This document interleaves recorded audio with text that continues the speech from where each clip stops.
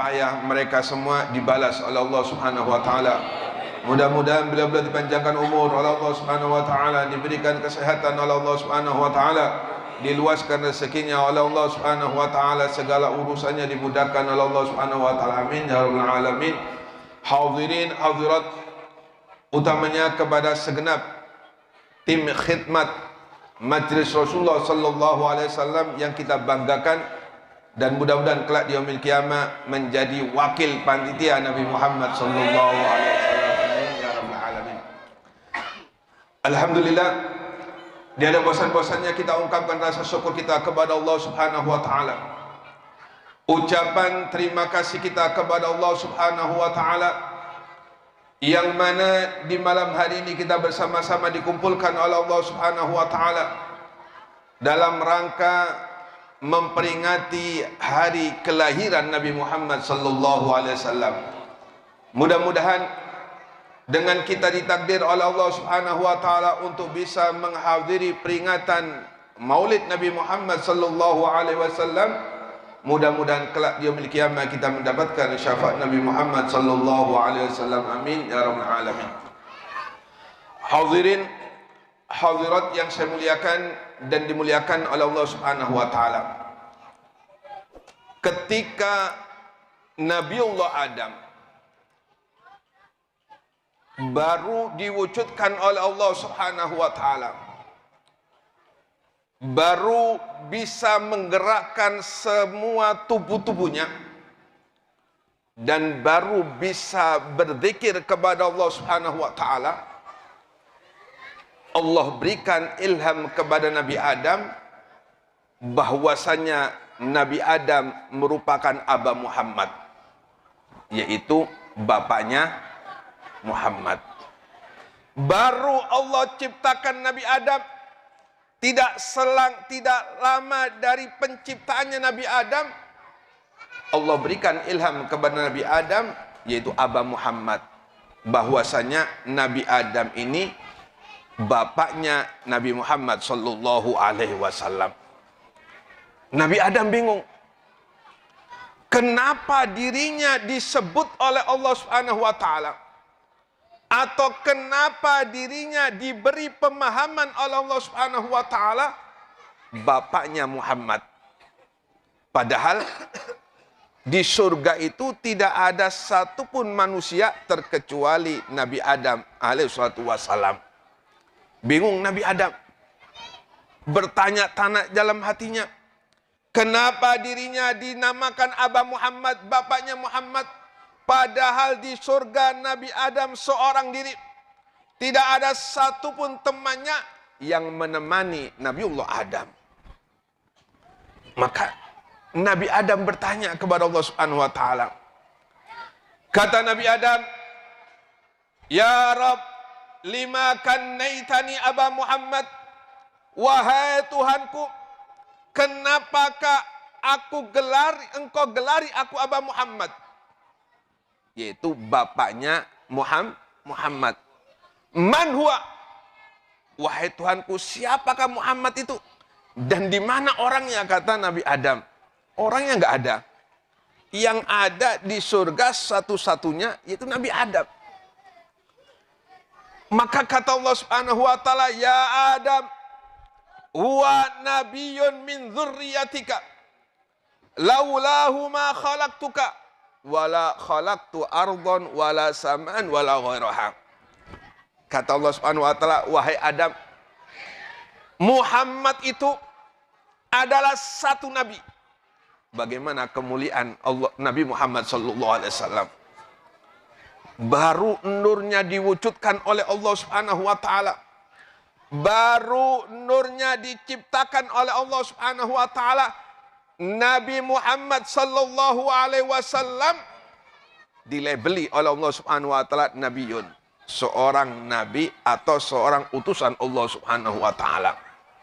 Kata Allah, wahai Adam, Muhammad itu satu nabi min dzurriyyatika, dari keturunanmu, kata Allah Subhanahu wa taala. Zahirnya Nabi Muhammad keturunan dari Nabi Adam.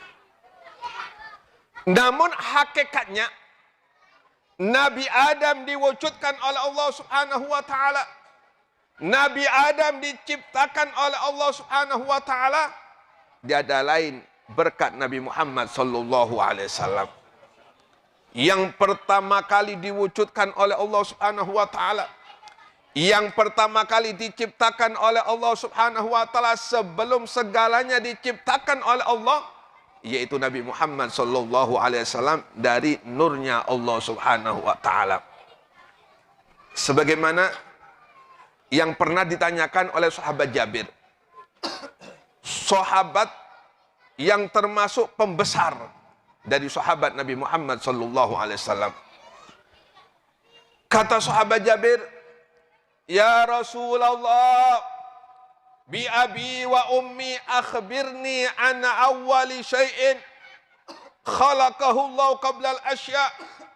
Qala ya Jabir, "Inna Allah khalaqa qabla al-asya nura nabiyyika Muhammadin sallallahu alaihi wasallam min nuri."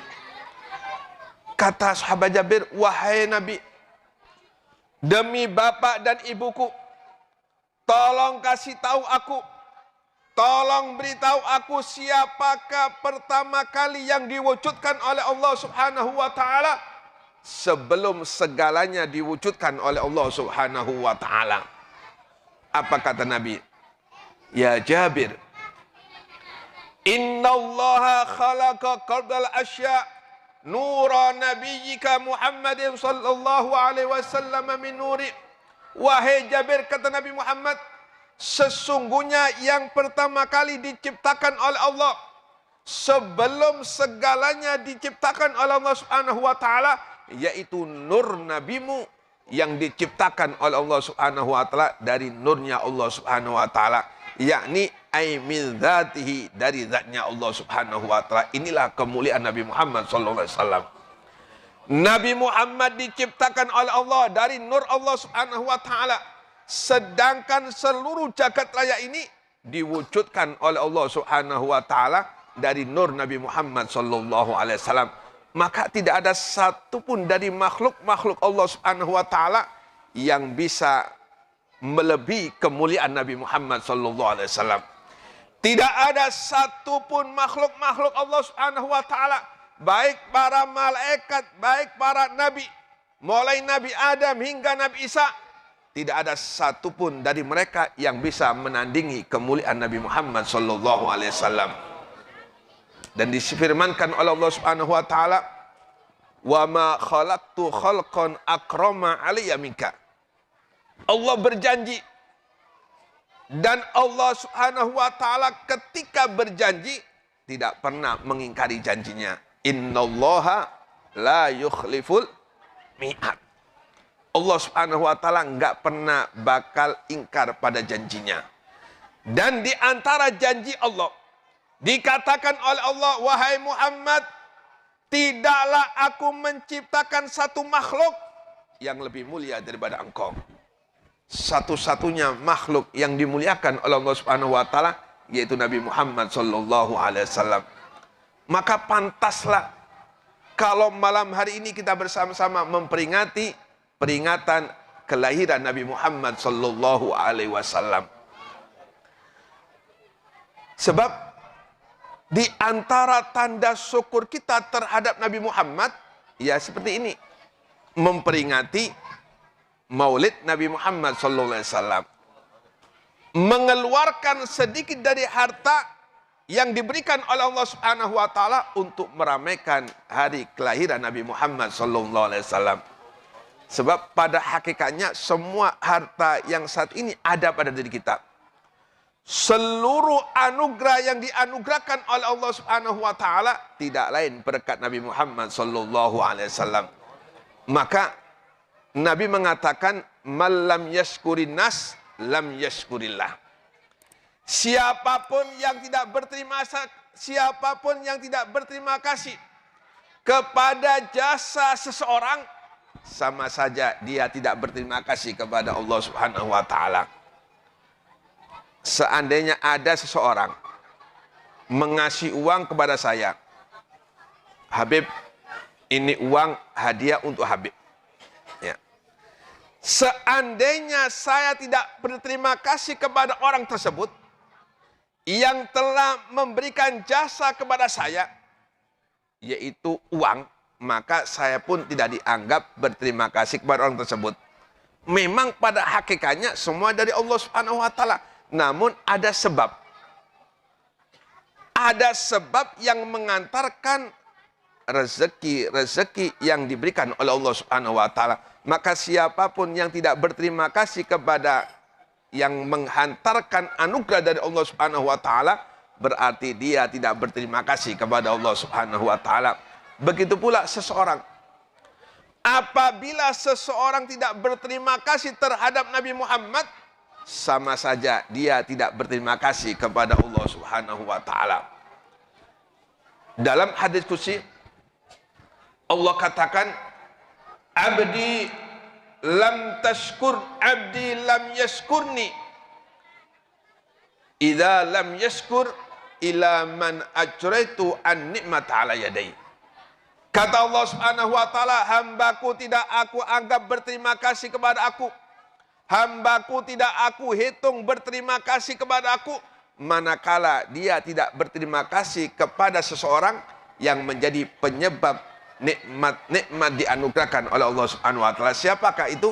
Nabi Muhammad sallallahu alaihi wasallam.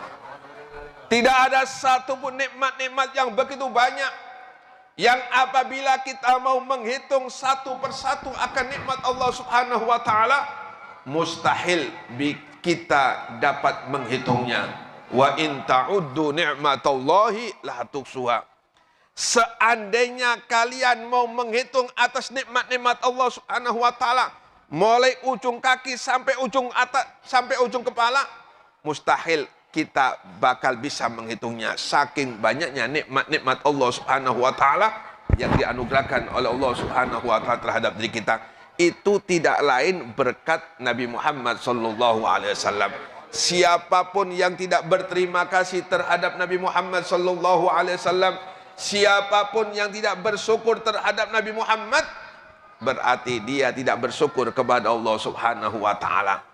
Contoh yang paling mudah, yang sangat berjasa terhadap diri kita, yaitu orang tua kita.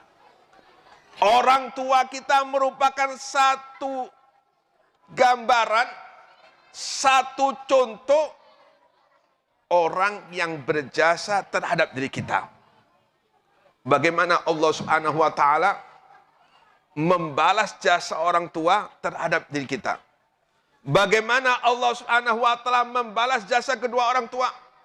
Kedua orang tua kita ditinggikan derajatnya oleh Allah Subhanahu wa taala. Kedua orang tua kita diistimewakan oleh Allah Subhanahu wa taala, sampai ridha Allah Subhanahu wa taala tergantung ridha kedua orang tua kita.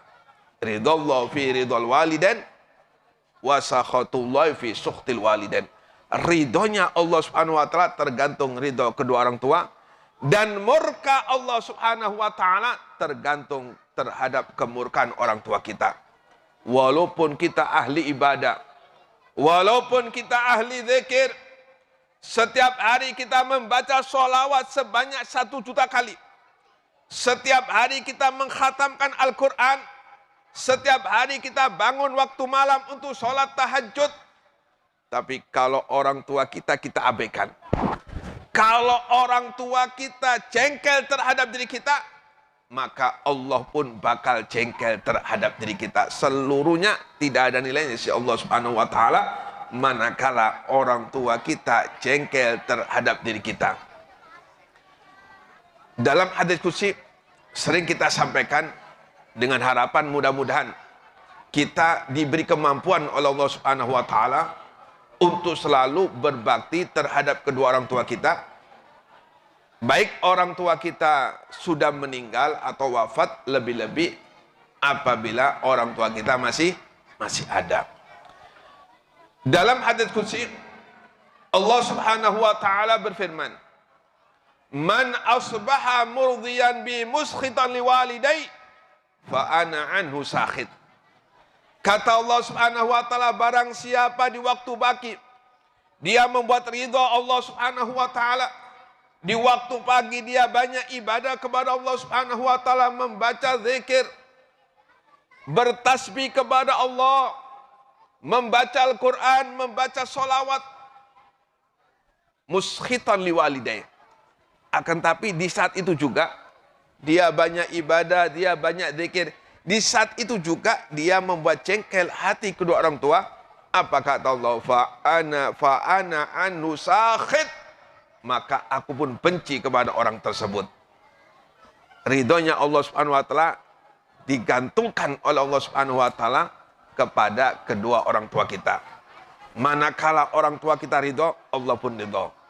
Manakala orang tua kita jengkel, Allah pun jengkel terhadap diri kita. Kemudian kata Allah, "Wa man asbaha muskhitan li murdiyan li walidai fa ana anhu radin."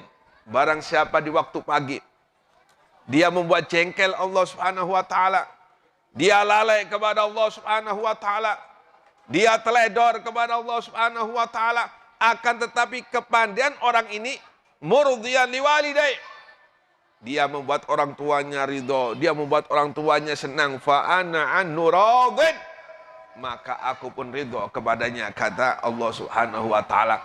Bagaimana Allah Subhanahu wa taala menggantungkan keridhoannya, menggantungkan murkanya terletak kepada kedua orang tua kita. Begitu mulianya, begitu istimewanya kedua orang tua kita yang menjadi penyebab kita diwujudkan oleh Allah Subhanahu wa taala. Lalu bagaimana dengan Nabi Muhammad sallallahu alaihi wasallam? Bagaimana jasa-jasa Nabi Muhammad sallallahu alaihi wasallam? Tidak ada satu pun yang diwujudkan oleh Allah terkecuali berkat Nabi Muhammad sallallahu alaihi wasallam. Tidak ada satu pun kenikmatan-kenikmatan yang saat ini kita rasakan terkecuali berkat Nabi Muhammad sallallahu alaihi wasallam. Orang tua kita, nenek kita, datuk kita, sampai Nabi Adam seluruhnya diwujudkan oleh Allah Subhanahu wa taala. Seluruhnya diciptakan oleh Allah Subhanahu wa taala berkat Nabi Muhammad sallallahu alaihi wasallam. Sehingga tidak ada satupun dari nabi-nabi Allah, tidak ada satupun dari kitab-kitab yang diturunkan oleh Allah Subhanahu wa taala terkecuali di situ Allah terangkan tentang siapa Nabi Muhammad. Mulai Nabi Adam sampai Nabi Isa seluruhnya dikenalkan oleh Allah Subhanahu wa taala tentang Nabi Muhammad sallallahu alaihi wasallam.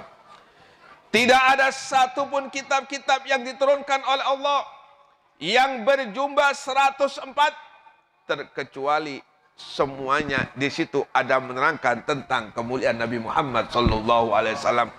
Dan kita beruntung menjadi umat Nabi Muhammad sallallahu alaihi wasallam yang nabinya menjadi penyebab jagat raya ini diwujudkan oleh Allah Subhanahu wa taala. Kemudian kata Allah, "Ya Adam, laulahu ma khalaqtuka." Wahai Adam, kata Allah, seandainya bukan karena Muhammad, seandainya bukan karena Nabi Muhammad sallallahu alaihi wasallam, ma khalaqtuka, niscaya aku tidak bakal menciptakanmu, kata Allah Subhanahu wa taala. Kalau bukan Nabi Adam, kalau bukan karena Nabi Muhammad, Nabi Adam tidak bakal diwujudkan oleh Allah Subhanahu wa taala. Kalau Nabi Adam tidak diwujudkan oleh Allah, otomatis kita pun gak bakal ada saat ini. Kita pun gak bakal kumpul di malam hari ini di desa Lekpon. Kenapa? Seandainya nur Nabi Muhammad SAW diwujudkan oleh Allah Subhanahu wa taala. Berkat diwujudkannya nur Nabi Muhammad, maka saat ini kita bisa berkumpul untuk memperingati peringatan hari kelahiran Nabi Muhammad SAW. Kata Allah, "Ya Adam, laulahu ma khalaqtuka wala khalaqtu ardan wala saman wala ghairaha." Wahai Nabi Adam, kalau bukan karena dia, aku tidak bakal menciptakan langit, aku tidak bakal menciptakan bumi, dan seluruhnya tidak bakal aku ciptakan, kata Allah Subhanahu wa taala. Allahumma sholli ala sayyidina Muhammad wa ala ali sayyidina Muhammad. Inilah jasa Nabi Muhammad, yang mana kita nggak bakal mampu untuk membalas jasa Nabi Muhammad SAW. Sebagaimana kita tidak mampu untuk membalas jasa kedua orang tua kita, apalagi kita bakal mampu membalas jasa Nabi Muhammad SAW. Kita nggak bakal mampu membalas jasa Nabi Muhammad. Seluruh kebaikan kita kerahkan seluruhnya untuk orang tua kita. Seluruh harta yang kita miliki kita kerahkan untuk orang tua, masih belum bisa kita membalas jasa orang tua kita. Nabi mengatakan, anta wa malu kali abik. Dirimu, nyawamu, itu semuanya milik bapakmu, kata Nabi Muhammad SAW, milik kedua orang tuamu. Ini kedua orang tua kita yang menjadi penyebab perantara secara khusus wujudnya kita di muka bumi ini. Bagaimana dengan Nabi Muhammad SAW? Seluruhnya diwujudkan oleh Allah Subhanahu wa taala berkat Nabi Muhammad SAW. Dan kita tidak bakal mampu untuk membalas jasa Nabi Muhammad. Seandainya kita mulai dari sini, kita berjalan untuk ziarah kepada Nabi Muhammad SAW ke kota Madinah. Dari sini berjalan memakai kepala, masih belum bisa membalas jasa Nabi Muhammad SAW. Apalagi cuma memakai pesawat. Makai kaki, makai kepala, kaki di atas, kepala di bawah, berjalan mulai Penajam menuju Madinah untuk ziarah kepada Nabi Muhammad SAW, masih belum bisa kita balas jasa Nabi Muhammad SAW. Apalagi kalau cuma naik pesawat, lebih mudah lagi. Cuma syaratnya harus ada uang. Kalau jalan nggak pakai uang. Ya, cuma belum sampai ke sana. Innalillah wa inna ilaihi rajiun, insyaallah.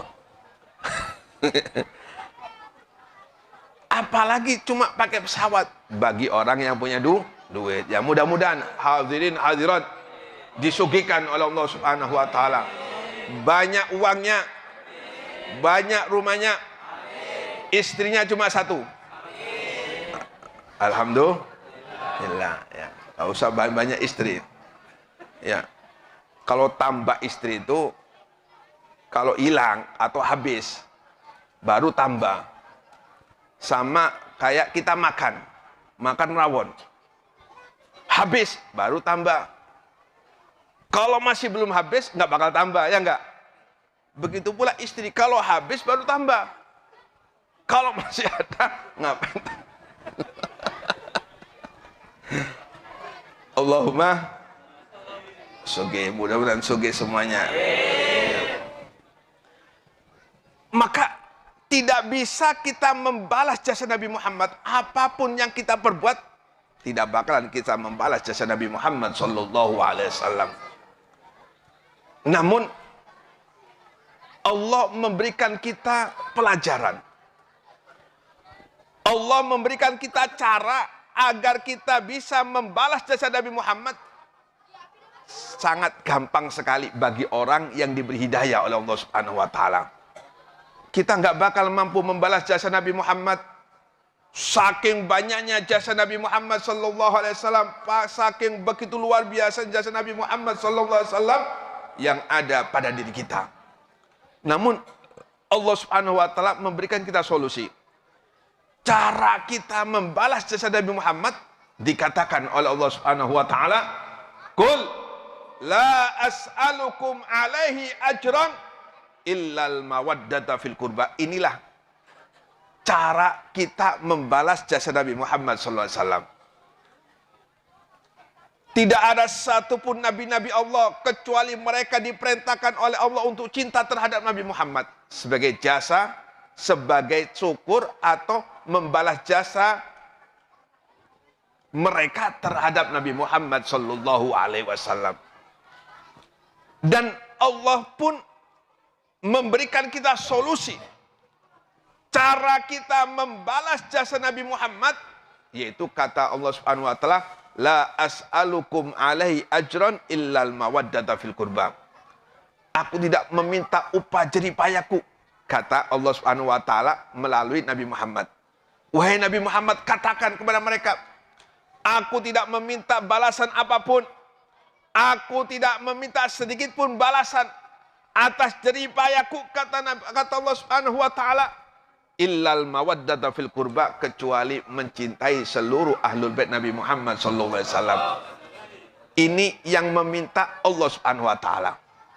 Satu-satunya cara agar kita bisa membalas jasa Nabi Muhammad sallallahu alaihi wasallam, Allah perintahkan kita untuk mencintai seluruh ahlul bait Nabi Muhammad atau cucu Nabi Muhammad yang biasa kita kenal para habaib atau para syarifah. Ini perintah dari Nabi Muhammad, Allah Subhanahu wa taala, yang mana Allah Subhanahu wa taala meminta terhadap Nabi Muhammad. Cara kita membalas jasa Nabi Muhammad yaitu mencintai seluruh anak cucu Nabi Muhammad sallallahu alaihi wasallam. Dan orang tanda cinta terhadap Nabi Muhammad yaitu cinta terhadap anak cucu Nabi Muhammad. Ada orang mengaku cinta Nabi Muhammad. Dia ahli membaca sholawat. Setiap hari dia membaca sholawat bila perlu 1 juta kali. Akan tetapi apabila ia tidak ada kecintaan terhadap ahlul bait Nabi Muhammad sallallahu alaihi wasallam, maka itu dia tidak dianggap cinta terhadap Nabi Muhammad sallallahu alaihi wasallam. Sebab tanda cinta kita terhadap Nabi Muhammad yaitu cinta kepada seluruh anak cucu Nabi Muhammad sallallahu alaihi wasallam, cinta kepada seluruh ahlul bait Nabi Muhammad sallallahu alaihi wasallam. Inilah cara yang diajarkan oleh Allah Subhanahu wa taala buat diri kita, yaitu mencintai seluruh ahlul bait Nabi Muhammad sebagai bukti kita cinta terhadap Nabi Muhammad sallallahu alaihi wasallam.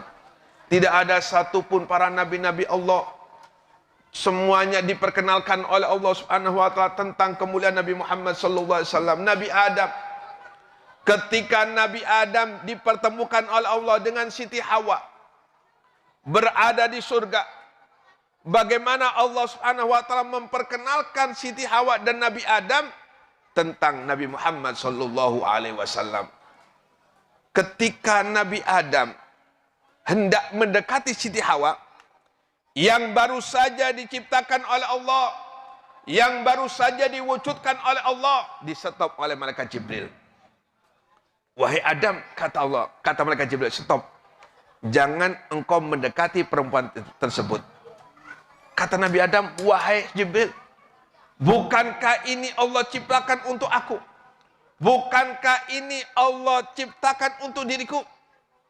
Apa kata malaikat Jibril? Benar wahai Adam, tapi harus ada maharnya.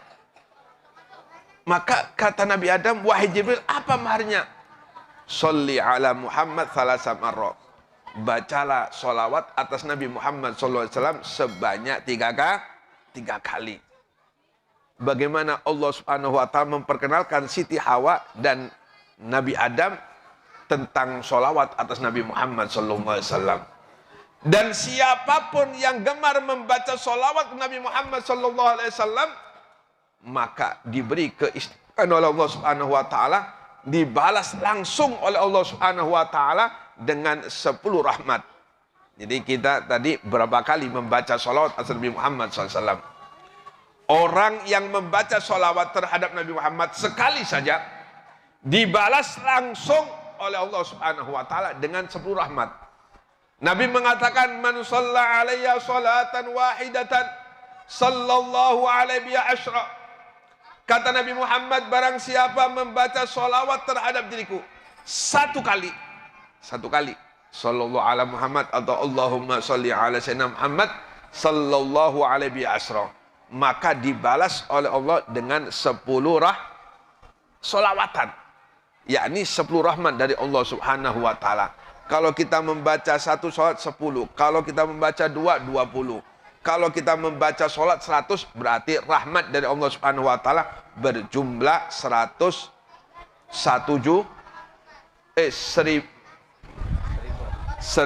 rahmat dari Allah Subhanahu wa taala.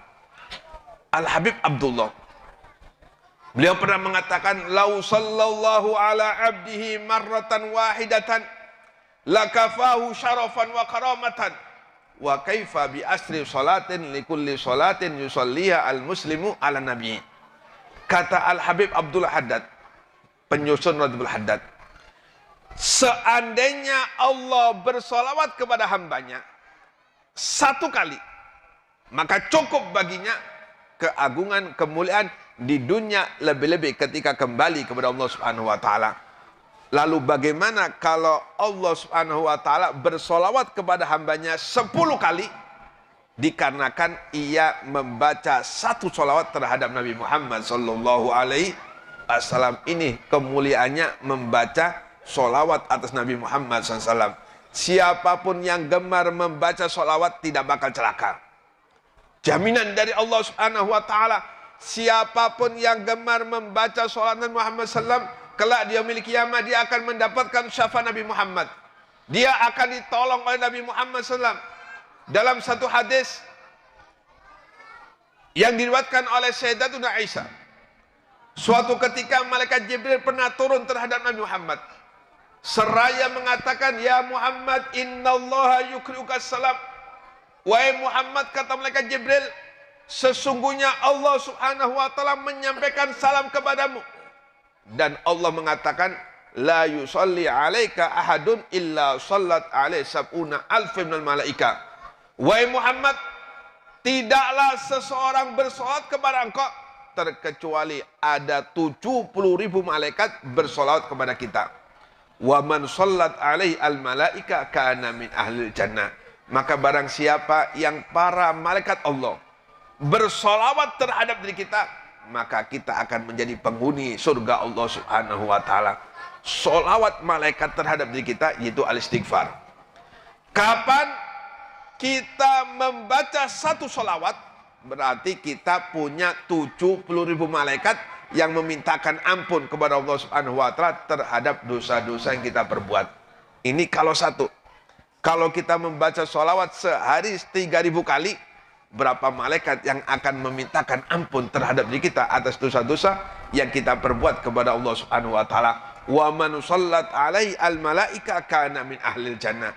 Maka siapapun yang para malaikat Allah memintakan ampun kepada Allah atas dosa-dosa yang kita berbuat, maka akan menjadi dia penghuni surga Allah Subhanahu wa taala dengan mendapatkan syafaat Nabi Muhammad sallallahu alaihi wasallam.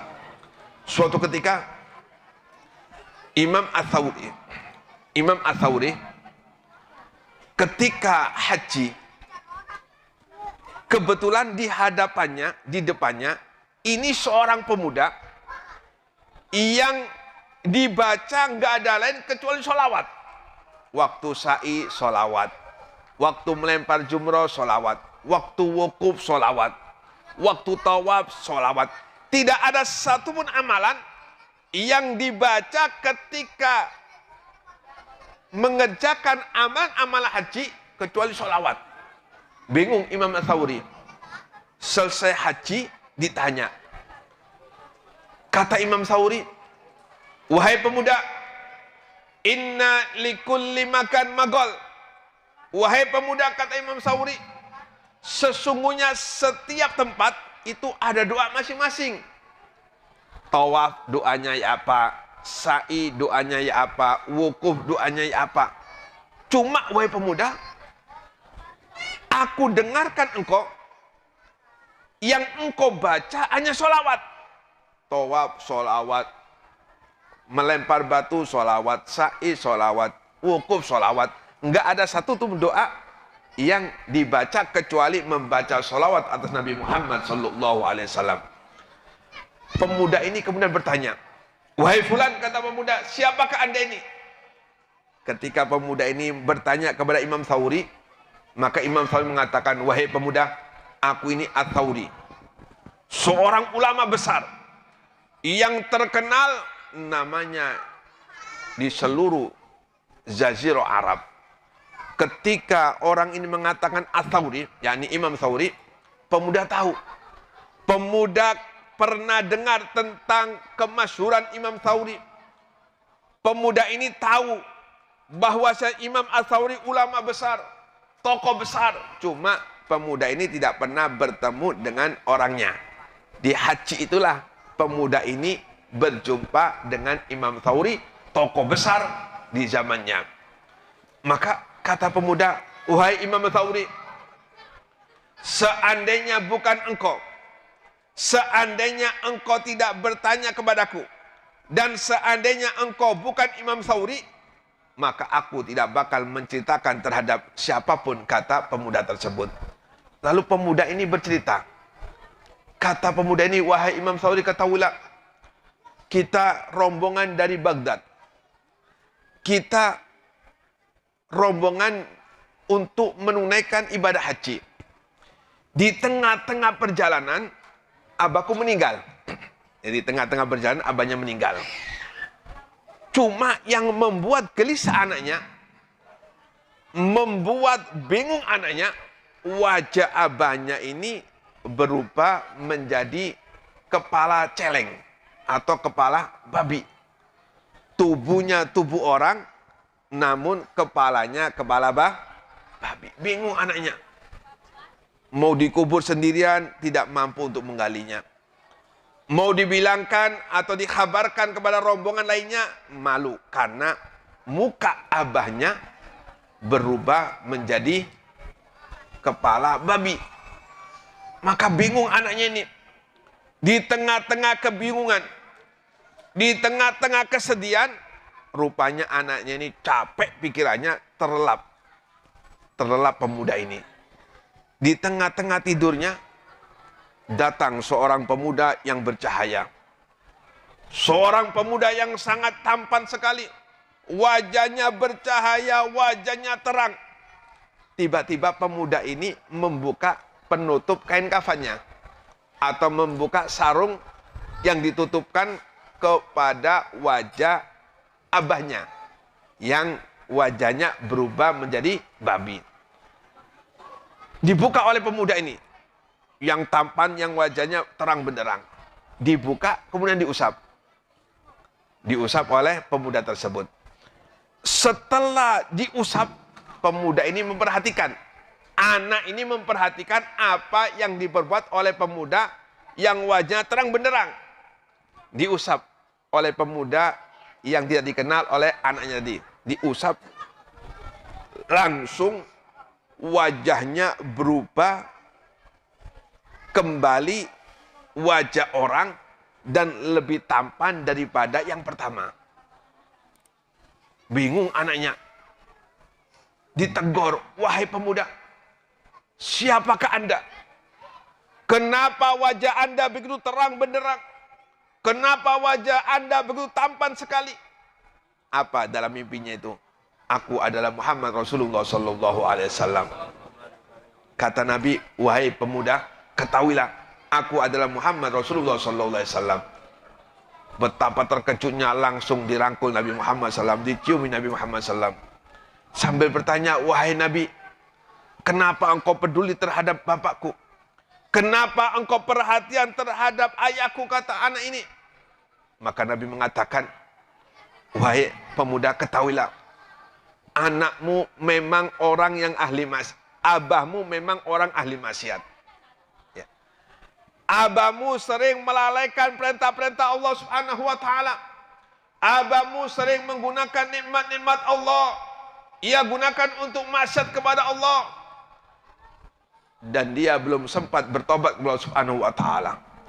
Cuma kata Rasulullah, yang membuat hebat abahmu ini, setiap malam sebelum tidur dia selalu bersolawat kepada aku, kata Nabi Muhammad Sallallahu Alaihi Wasallam. Setiap hari membaca solawat terhadap Nabi Muhammad SAW.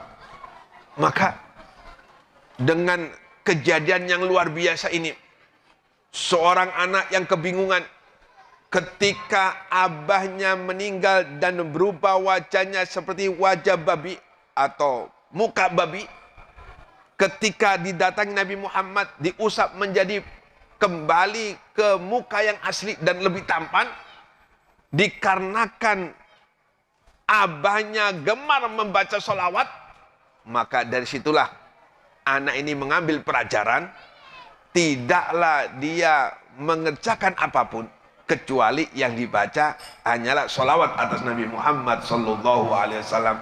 Maka otomatis apapun bacaannya, ketika tawaf, ketika sa'i, ketika zumrah, hanya yang dibaca salawat atas Nabi Muhammad sallallahu alaihi wasallam. Inilah yang diceritakan oleh Imam Sauri.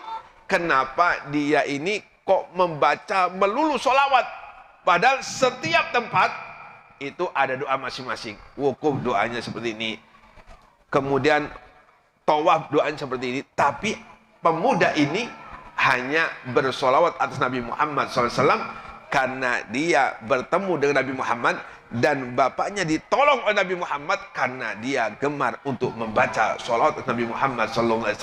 Maka enggak ada lain. Harapan kita ketika kita kembali kepada Allah, soalnya kita mau tidak mau bakal apa? Bakal mati. Tidak ada satu pun di antara kita terkecuali kita bakal kembali kepada Allah Subhanahu wa taala. Terkecuali kita akan menjadi penghuni akhirat, sebab Allah ciptakan kita untuk akhirat. Kata Nabi Muhammad, khuliqtum lil akhirah. Kalian diciptakan oleh Allah Subhanahu wa taala untuk akhirat, dan satu-satunya pintu menuju akhirat adalah kematian. Maka tidak satu pun di antara kita yang bisa lepas dari kematian.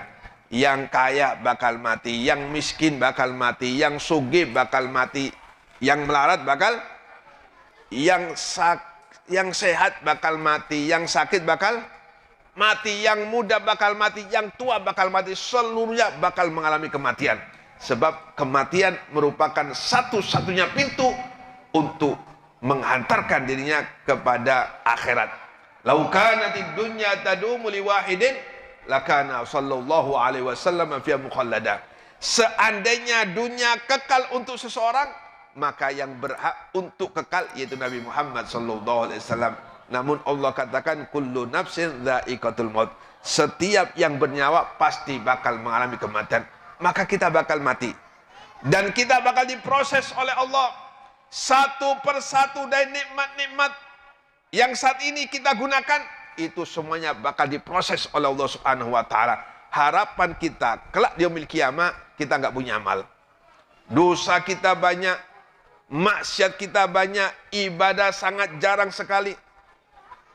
Maka satu-satunya harapan kita ketika kita kembali kepada Allah Subhanahu wa taala yaitu syafaat Nabi Muhammad sallallahu alaihi wasallam. Dan syafaat Nabi Muhammad bisa kita dapatkan dengan kita gemar untuk membaca sholawat atas Nabi Muhammad sallallahu alaihi wasallam. Mudah-mudahan peringatan pada malam hari ini, yaitu mengenang kelahiran Nabi Muhammad sallallahu alaihi wasallam, Allah berikan kita kekuatan, Allah tanamkan dalam diri kita untuk gemar membaca sholawat atas Nabi Muhammad sallallahu alaihi wasallam. Amin ya rabbal alamin. Mungkin ini saja yang saya sampaikan. Kurang lebihnya saya minta maaf misalnya, utamanya kepada para sesepuh, tokoh masyarakat, para aparatur pemerintahan, utamanya kepada Bapak Haji Sahrudin, Ketua DPR, dan kepada segenap pengurus Masjid Miftahul Jannah, dan kepada segenap panitia peringatan Maulid Nabi Muhammad SAW. Apabila ada ucapan yang kurang berkenan atau akhlak-akhlak yang kurang berkenan, saya pribadi mohon maaf yang sebesar-besarnya.